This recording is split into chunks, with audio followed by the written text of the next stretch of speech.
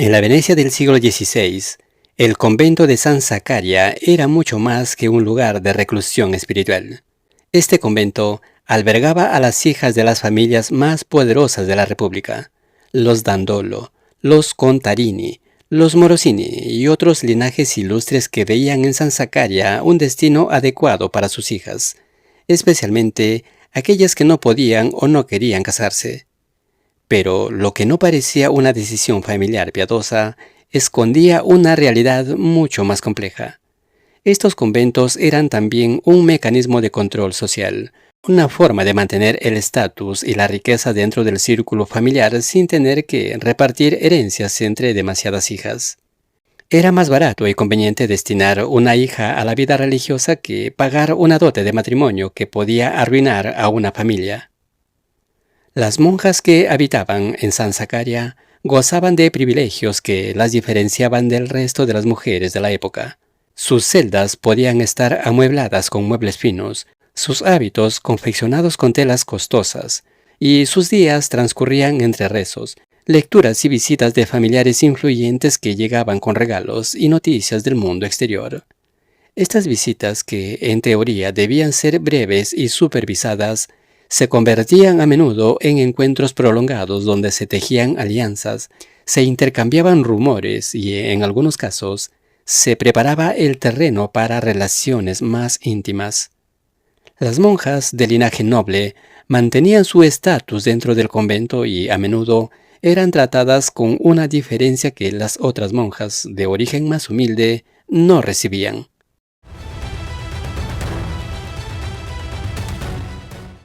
Pero tras esa fachada de devoción y respetabilidad, se escondía una doble vida que desafiaba todas las normas eclesiásticas. Las monjas nobles mantenían correspondencia secreta con el exterior, recibían regalos prohibidos y, lo más escandaloso, sostenían relaciones con hombres que lograban infiltrarse en el convento. Estos hombres, conocidos como monachini, eran amantes furtivos que se movían con una audacia que dejaba boquiabiertos a los pocos que lograban descubrirlos. La pregunta que surge es inevitable. ¿Cómo era posible que estas prácticas pasaran desapercibidas durante décadas? La respuesta no está solo en los muros de piedra, sino en las complejas redes de poder que, según documenta el historiador Guido Ruggiero en su obra La Inquisición en Venecia, protegían a los implicados. Ruggiero señala que las familias venecianas ejercían un control considerable sobre las instituciones religiosas y que los archivos de la Inquisición revelan cómo, en diversas ocasiones, los inquisidores recibían presiones para cerrar los casos sin emitir condenas. Los métodos de los monachini para burlar la vigilancia. Los monachini utilizaban métodos calculados para eludir la vigilancia de los conventos. Estos hombres estudiaban los patrones de los guardias, conocían cada recoveco del convento y, en muchos casos, contaban con la complicidad de miembros del clero que, a cambio de favores o dinero, cerraban los ojos ante sus incursiones. La planificación podía tomar semanas o incluso meses. Los registros de la época muestran que algunos hombres lograban acceder clandestinamente a los conventos aprovechando descuidos en la vigilancia. Las murallas que rodeaban estos recintos, diseñadas para proteger a las monjas del exterior, presentaban zonas menos vigiladas que los monachini aprovechaban, especialmente durante la noche o en días festivos cuando la vigilancia se relajaba.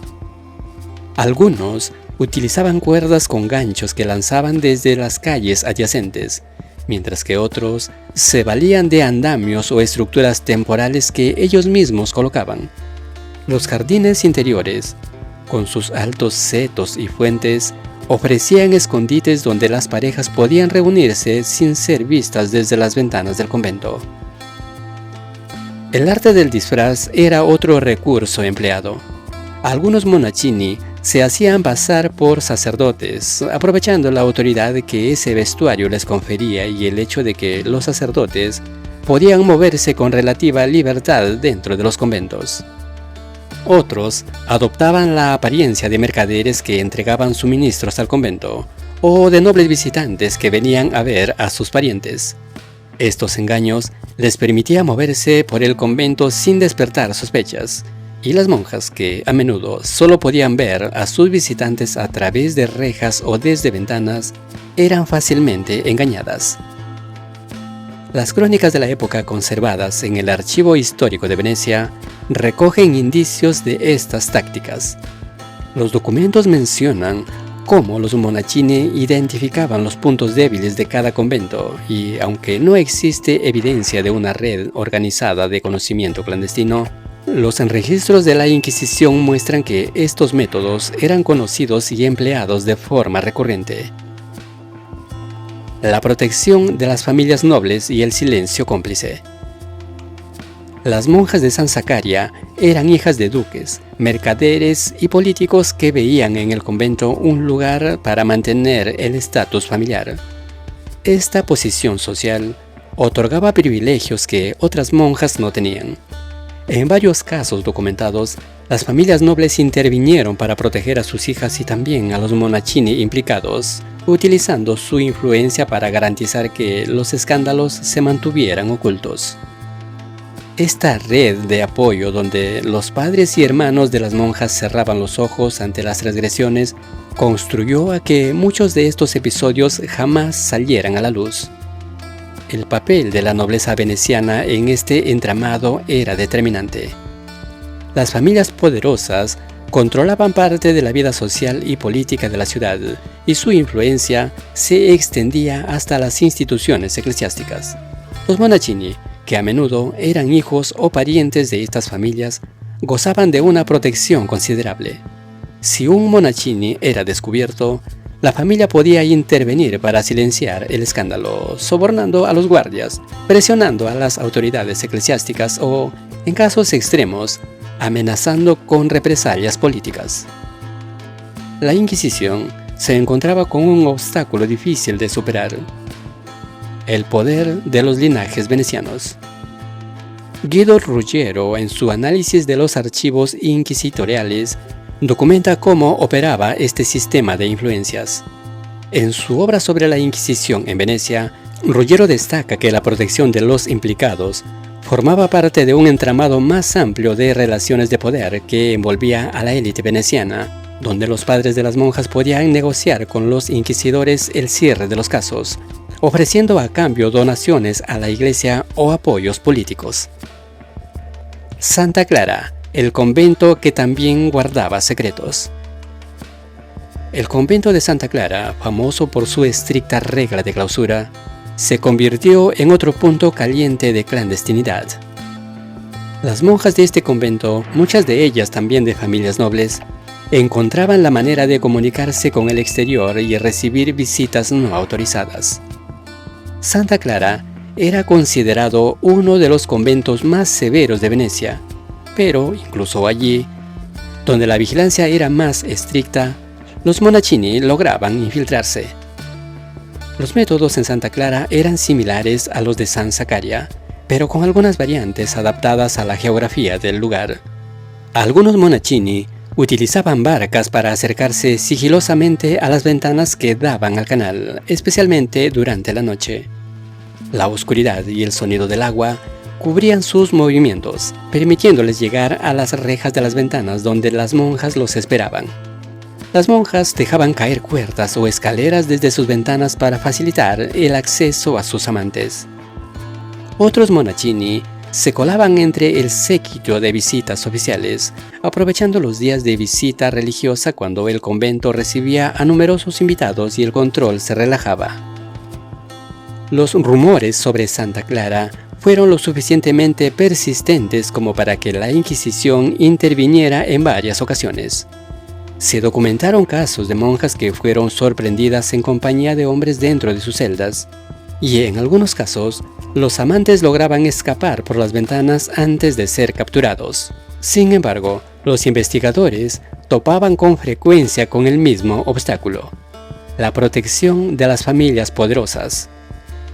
Los registros de la Inquisición recogen situaciones en las que la intervención de parientes influyentes logró silenciar los escándalos, y en más de un caso, la monja implicada era trasladada a otro convento, mientras el monachini quedaba sin sanción. La Inquisición frente a la hipocresía social. Cuando los escándalos salían a la luz, la Inquisición intervenía con rapidez. Las investigaciones eran exhaustivas y a menudo implicaban interrogatorios prolongados. Los registros de la Inquisición veneciana contienen numerosos casos de monjas y monachini que fueron sometidos a proceso, tratando de descubrir la extensión de las transgresiones y la identidad de otros implicados. Sin embargo, la efectividad de estas intervenciones era limitada. Las monjas de linaje noble gozaban de una protección especial que les permitía evitar los castigos más severos. La excomunión, por ejemplo, no siempre significaba una ruina social inmediata. Las familias poderosas utilizaban su influencia para revertir la condena o mitigar sus efectos. La Inquisición se encontraba atrapada entre la necesidad de mantener la pureza religiosa y el poder que ejercían las familias influyentes. En muchos casos, las autoridades eclesiásticas estaban al tanto de los escándalos, pero elegían no actuar porque desafiar a la nobleza ponía en peligro su propia autoridad y estabilidad. Los documentos de la época muestran que en diversas ocasiones los inquisidores recibían presiones directas de las familias nobles para que cerraran los casos sin emitir condenas. La historiadora Mary Laven, en su obra sobre la vida religiosa femenina en la Venecia renacentista, documenta cómo las monjas forzadas a ingresar en los conventos desarrollaban estrategias para resistir las imposiciones de la vida monástica. Laven señala que muchas religiosas desarrollaron distintas estrategias para negociar las limitaciones de la vida conventual, aunque éstas variaban según cada comunidad y cada caso. Castigos, denuncias y los secretos que nunca se contaron. Cuando la Inquisición lograba imponer castigos, estos podían ser severos. Las monjas implicadas podían ser excomulgadas, recluidas en celdas de castigo o trasladadas a conventos más rigurosos. Los monachini enfrentaban penas de prisión, podrían durar años o en algunos casos trabajos forzosos. Las penas variaban considerablemente según la posición social de los implicados y la influencia de sus familias. La amenaza de castigo no siempre disuadía a los monachini, que seguían arriesgándose, confiando en la protección de sus familias y en la habilidad de las monjas para mantener los secretos. Las denuncias eran otro aspecto crucial. Muchas veces eran las propias monjas o los miembros del clero quienes, movidos por la culpa, los celos o por rencillas internas, delataban a los implicados. Estas denuncias no siempre eran creídas. La falta de pruebas y la protección de las familias nobles hacían que muchas acusaciones quedaran en nada. En algunos casos, las denuncias eran utilizadas como armas para eliminar a rivales dentro del convento o para castigar a monjas que se negaban a seguir las reglas no escritas de la institución. Los documentos históricos, como los registros de la Inquisición, las cartas de las monjas y los archivos de las familias nobles, revelan la magnitud de estos hechos.